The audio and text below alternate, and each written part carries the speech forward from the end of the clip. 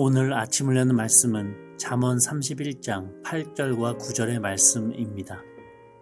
너는 말 못하는 자와 모든 고독한 자의 송사를 위하여 입을 열지니라. 너는 입을 열어 공의로 재판하여 가난한 자와 궁핍한 자를 도울지니라.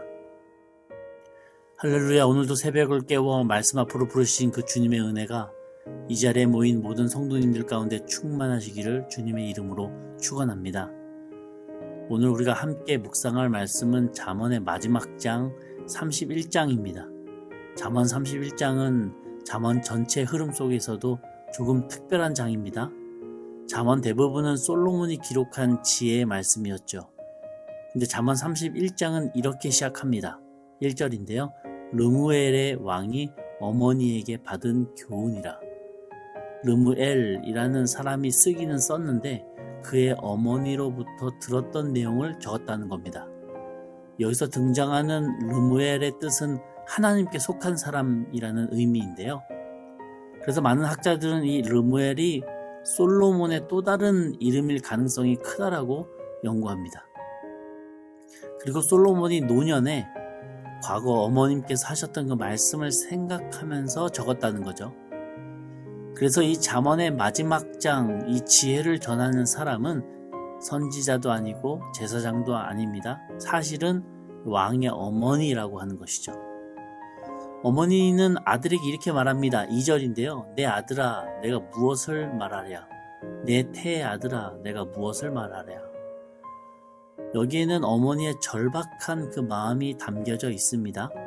그리고 어머니는 왕에게 두 가지를 경고하죠. 3절인데요.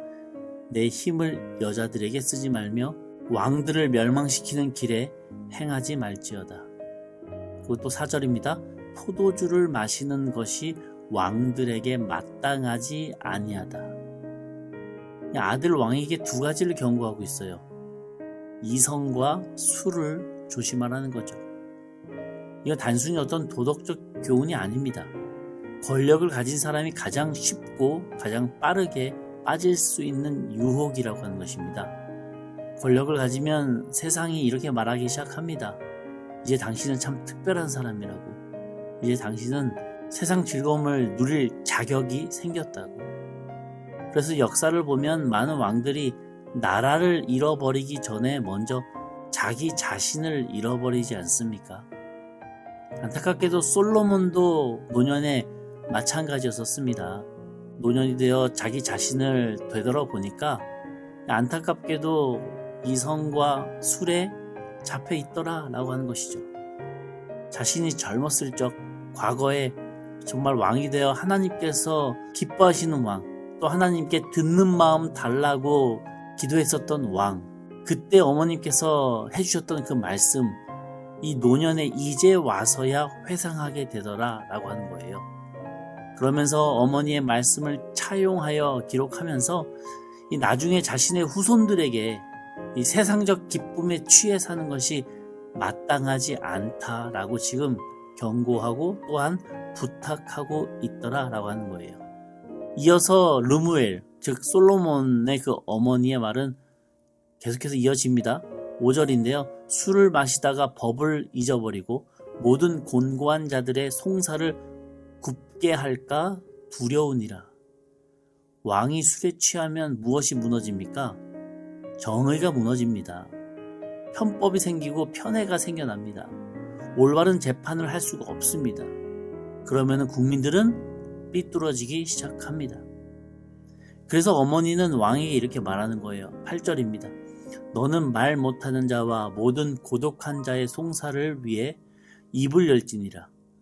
9절입니다. 너는 입을 열어 공의를 재판하여 곤고한 자와 궁핍한 자를 신원할지니라. 여기서 신원한다고 하는 것은 이제 억울한 것을 풀어주는 거, 억울한 것을 바로 잡아주는 거를 말하죠. 그러니까 제대로 재판해야 된다고 하는 것입니다. 성경이 말하는 왕의 사명은 자기를 높이는 게 아니라 약자를 지키는 거더라. 그의 어머니가 보니까 그게 참 왕으로서 또 권력자로서 지켜야 할 하나님의 사람의 모습이더라 라고 하는 것이죠. 말 못하는 약한 자, 고독 속에서 외로운 자, 곤고하고 궁핍한 자를 위해 왕의 힘을 사용해야 된다라고 말하고 있는데 저는 우리 기독교인들이 모여서 선한 영향력을 끼칠 때에 누구에게 그러한 걸 끼쳐야 되는가? 우리끼리의 축제가 아니라 세상 속에서 오늘 솔로몬의 어머니가 말씀하시는 분들에게 그 선한 영향력을 사용해야 된다라는 것을 묵상하게 됩니다. 이러한 당부 이후에 10절부터 장면이 좀 달라져요. 왕에게 주어진 교훈으로 이렇게 이어지다가 갑자기 전혀 다른 장처럼 보이는 현숙한 아내 이야기로 넘어갑니다. 10절인데요. 누가 현숙한 여인을 찾아 얻겠느냐? 그의 값은 진주보다 더하니라. 그때 당시에는 진주가 가장 귀한 보물이었다고 하는 것이죠. 그래서 많은 사람들이 이 잠언 31장 읽으면서 이렇게 생각합니다. 여기는 그냥 아내 잘 구하라고 하는 이 남편에게 하는 말인가 보다. 또는 이상적인 아내의 모습을 시어머니가 얘기하고 있나 보다.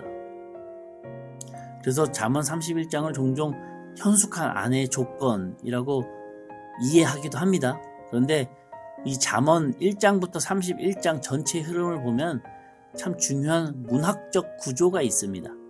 잠언은 처음부터 끝까지 지혜를 사람으로 또는 여인으로 의인화해서 설명하고 있었더라라고 하는 것이죠.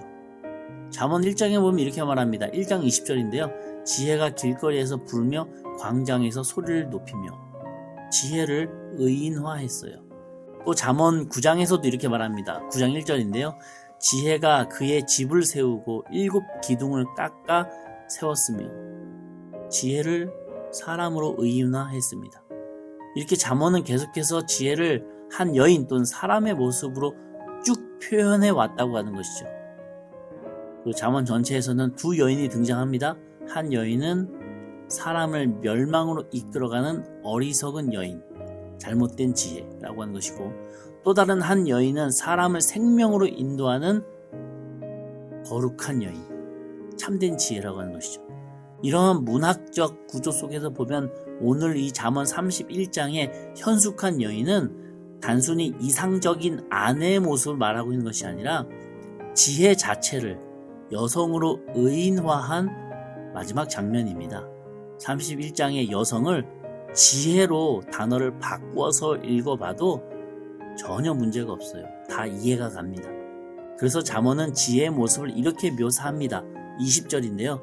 그는 곤고한 자에게 손을 펴며 궁핍한 자를 위하여 손을 내민다. 즉 지혜로운 삶이란 단순히 똑똑하게 사는 게 아니라 약한 사람을 돌보는 삶이다 라고 계속해서 그 어머니가 말을 합니다. 결국 잠언은 마지막 장에서 이렇게 우리에게 선언하는 거예요. 지혜는 말이 아니라 삶으로 드러나는 것이다. 성도 여러분, 잠언 31장은 우리에게 질문합니다. 나는 지금 무엇을 위해 살아가고 있는가? 내 자신인가? 내 성공인가? 내 가족인가? 내 편안함인가? 아니면 하나님이 이게 세상에 맡기신 사람들을 위해서 살아가고 있는가?